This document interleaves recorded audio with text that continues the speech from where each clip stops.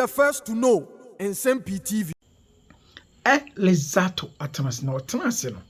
And some ICC or His Excellency John Dramani Mahama Pensi, Ayadia Emma, 994, Yakas and young one, Yana amount for Tiasa, Obia, Wari Kotodan, or catch this over Kora, and yet one because say, Nachil and then a bay pa, Adintinia Casa, unanimous 11. Nti se judiciary otumide ne nsa aka na watempa na ne nkrofo ne twetwuru mutwofo Kevin Eko Badutela nkanka amafo ta friend amatela ne nsamfu ne ne niye ne ne niamo ho sema wadi akere judges na wonya akuduro apa na obefa gate 16 VVIP diplomat for the firm na man kwan wonya protection na wuru ba nation na wonya akukuduro na bench warrant dane so na ni nyina echi no bench warrant no national security abon ho ban am yentimi arrest no amfana kogina judge nanim high court judge anim no na prekope ohupimu supreme court na obi na nonka de yede to no so no yankwashe na antimi akwa for one nyina say enam say the current chief justice panel omo be speaking against entine man ne ba sa pepepe no na etiefo eno ne ade a ye ka se de ware kotoda no ka so be kura yenyi de chinye enu bi no because say eno na Elizato emu adwiri no na afedi o se hwe lawyer Paul Kranse mo ka kire pepe say we de ni kwansi esoso wo oman mu na we lawyer Paul so any bra no the fire was in this abronya kura de we asem say once moye nene we no wo kire mu say Elizato say de moye abronya ka se obeye de wesofa obi chise say mom bie the floodgates amma say obi abetumi bie na no akasa atia the judiciary and also the most respected institution na aka organ ha e save ye na ede na afedi maye ede na si seche jamasi ama atumpan anai etifo asensebe na yanko Elizato emra of fire all cylinders emra sisia of the Ghana host na abrantena kasembia ano den owura polado mo kire se hwe o kacho owura John Dramani Mahama NDC for say ene de mu wa ban mu tieniye o ni o twa senonim se ne chiachia eto de bia eya unipa kura o mpena sem no o kasa eya ti aje no owura John Dramani Mahama NDC for ye no owura Kevin Taylor wakasa ediatia Supreme Court wakasa etia atemwa for judges okro we mu na owura no ye de ya chire contempt ne yeso omna be yin hwanu amane ama bench warrant no na branch ne ba ye man VIP reception and for VIP and kwatena vice president demu any judges wo shia ye efu akotiri kwan so ekopie mu Supreme Court eyi sa bench warrant ne fi Kevin Taylor so betima na tikro mu freely no owura ai fa polado mo kire se ne wura ho pa owura polado mo kire se ne wura ho brutal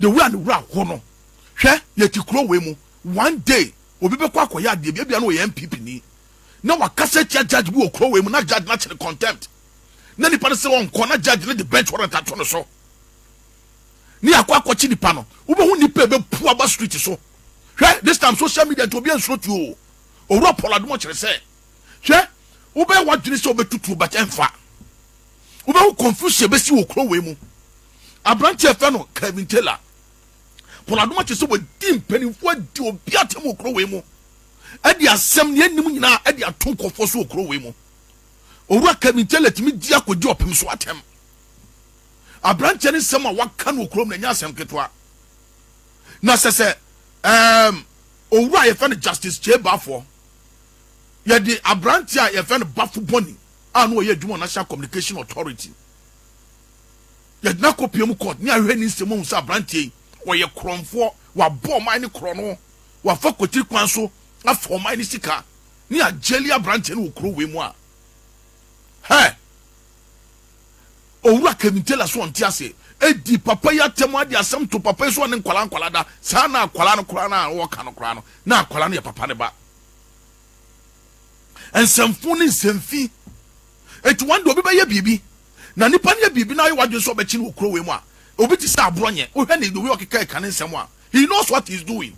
Now one day ebi abronye anase MPP ni bi ka asem edi ti ajadi so okro we mu ne ye chi na mo de mo hu ne ye besi okro we mu nipa ne so ba refu aka kiro se Kevin Taylor anakene de Japan Kevin no ya anya ne hwe kwan ya oma ben ye chichire ne sa no oma ben ene ye se ne sa no oma ben je se o ba ye na o ye wadu so be chi justice free ho no ho na Paul Adom che so hu sa dwumbone abotirim na dwumbone so be kura tirim a wotongum eto de bia NDC 40 million oma de according to Paul Adom chere no obeka se ye wo omyanfo oma nko we the sensamfo ni sem hunu a omugi no owura Paul Adom chere se awreho se Kevin Taylor bench warrant done so no buy it me court na vice president fie ye ni ko Supreme Court ekoi bench warrant free no so no ajebi amoye bia no monyono china momienko tie owura ye fe no Paul Adom Ochre. This afternoon, this morning, the quorum was led by Justice Amadou Tanko, who presided, Justice Ernest Jehu, who dissented.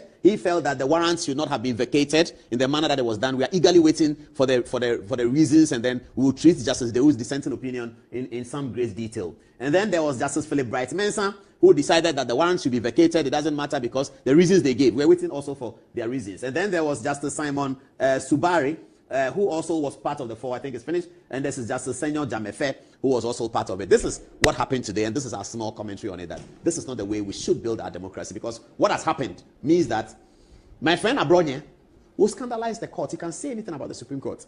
And then they'll issue a warrant. And then he'll come to court and say, I have a secretariat. Because today, they were citing Kennedy Japan. That, oh, Kennedy Japan too scandalized the court. Didn't he scandalize? And then they went and then they removed him. So Abronya will come and say, now Kennedy Japan scandalized court. I'm more man is secretariat. Kevin Taylor scandalized. I made them scandalized. I'm more man is secretariat. And then the confusion will start. A court will say they won't give secretariat. MPP will put people on the streets. Police will shoot at them. And then we are turning it upside down.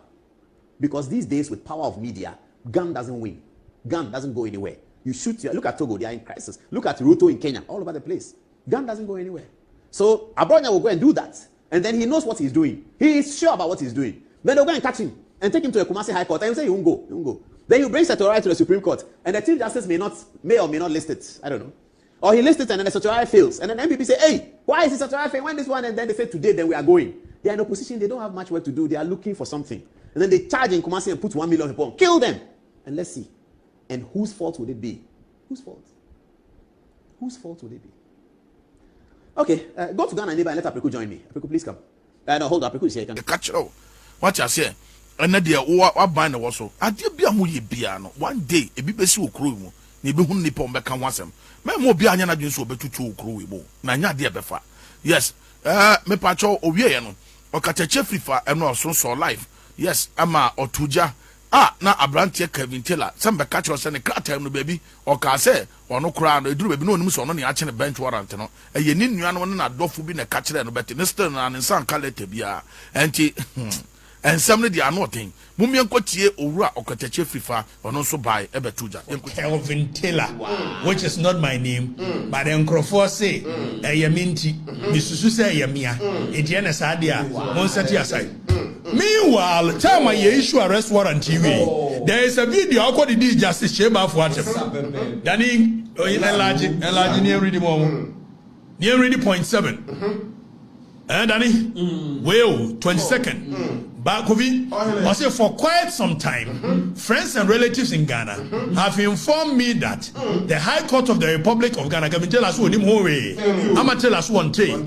Name on friends and family, and I inform me say has I say the High Court of the Republic of Ghana has issued a warrant for my arrest, but none of such relatives and friends have ever made available to me a copy of the High Court's order, despite several requests. Indeed, friends and relatives in Ghana have drawn my attention to several social media discussions of the said warrant for my arrest, but none was able to provide a copy for me for my attention. Ofui. Daniel Fanenko, near her video, tell me you issue arrest warrant in you. Or Baba the Justice Chamber for them. So if you were unaware of the warrant, tell me now the Justice Chamber for them. I didn't read that. Such an unintelligent idiot. Daddy, was it 0.7 and 8? Was it when Nim Hori? Tienio, when Nim Hori on Tay. Now, Fen and enough for a drawn attention. Say, why you in Yandi? Ave Yobusa, Muntia video, Munti. You, Justice Chebafo, were you in this country? Were you in this country when an imbecile like Kennedy Japan? Were you in this country when an imbecile like Kennedy Japan was going around insulting all judges in Ghana? Were you in this country? You go after Kennedy Japan? You didn't, right? Because he's one of you. Today, I look in your face and I tell you the truth, and you want to explode. Kennedy, 1962, Japan insulted the... Okay, so hold on. Also, you're so daft that even your trauma, Kennedy, Japan, 1962, your birthday, your trauma, all really grown 1962, the birthday, Kennedy, Japan, 1962. You are such a daft ass motherfucker. This fool, where you are Kennedy, Japan, 1962. I don't know the come on anyway. Who you script free anymore? Pasiani abuan kwano beka. Ave munchie no beka changes Chebafo. In Ghana, you did not come out to issue a warrant for him because Kennedy is better than me or is better than the other Ghanaian on the streets. You have not lived up to expectations, and you don't even deserve to be where you are today. Justice Chebafo, you the same judge. And if my producer is ready, please, if you have, I'm going to make you show some pictures. You know, the Herald did that story. Ghana Web actually did that story. The Supreme Court actually did something. It's Yachramano, Danny. Any power what 0.7 and 8 was who only more Eti Santa Manaka Sanedanaka. I didn't say now I issue warrant against you. Were you such an unintelligent human being?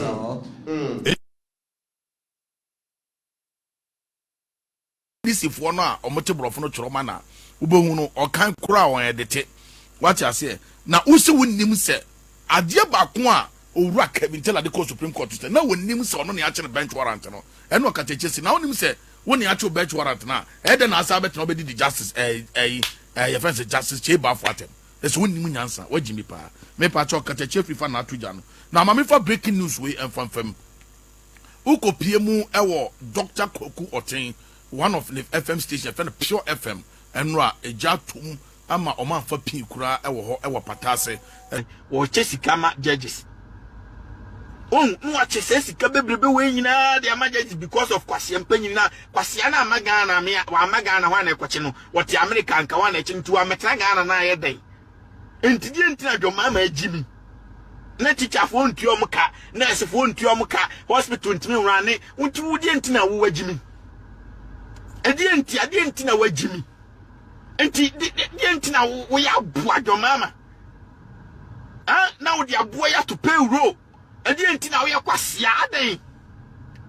And to your mamma, no, what you wouldn't Kevin tell, and now the Kevin tell a true. And to our best was Wana. And it's not me to Trumana, who did it true mana, a day, what Jimmy.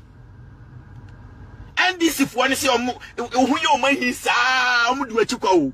Also, when Jimmy Chabua, including National Ski to form do a chum catch and what the Kevin tell I bet showing in.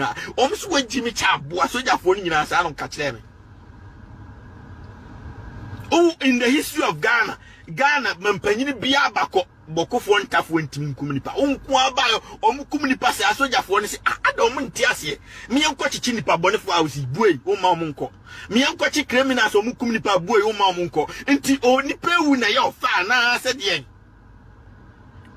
Mampany Biabo, I let any Biano to make a moon kingdom of Ghana. Alatani bia ni woti mbekre mu ken no mogana unkwa wa ban ade wagimi we aboa and your mama you are the most stupid, the most aimless, the most stupid, the most kwasiempanyini mampanyini Why we ya memo bi attack o wu ani asio. Why we ya ukoso Jimmy ya memo bi attack because ya mre. Ebe say aden na ese me botchu no Jonas video. Send what mo bi amfa Kennedy de no entoto owura a your friend Kevin Taylor de no oyesa no wagimi na woni munyansa. Enti abronya etuja na efia so asenega nso one Sami Jemfia say guma anodin eno so beba o yenko ni nkotie no mra. Honorable Kennedy, the fact say me ni what issue no. Mo compare sa cases ni mienu a. Enye ye, me dey say the asem sistie no. The fact say me ni what issue no nche say me hu nokora menka. Say the asem sistie sa na meka no. Mo compare Honorable Kennedy Japan case no to Kevin Taylor de na. Enye ye, because Kevin Taylor case no time e wo mra mu. Na na kire mu. Time e wo mra mu. Enti mo mayen tenase.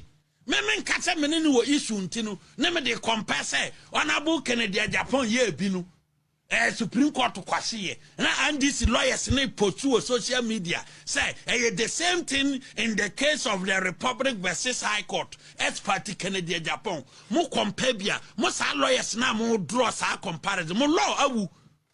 The facts of the case are not the same.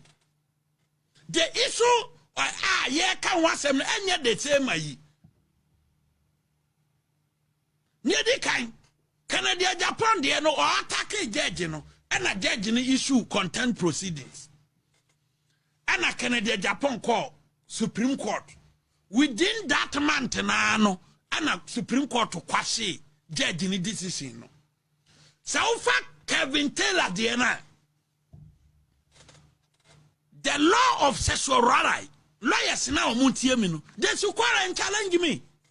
Where a legal issue na ye kan wasem na ye mfa nhwe se Supreme Court judgment no omu follow legal process ya na omu follow their own rules omu follow law due process no omu follow ya na enti Canada Japan dia na ye that simple ya issue contempt ana High Court issue contempt we did judge atem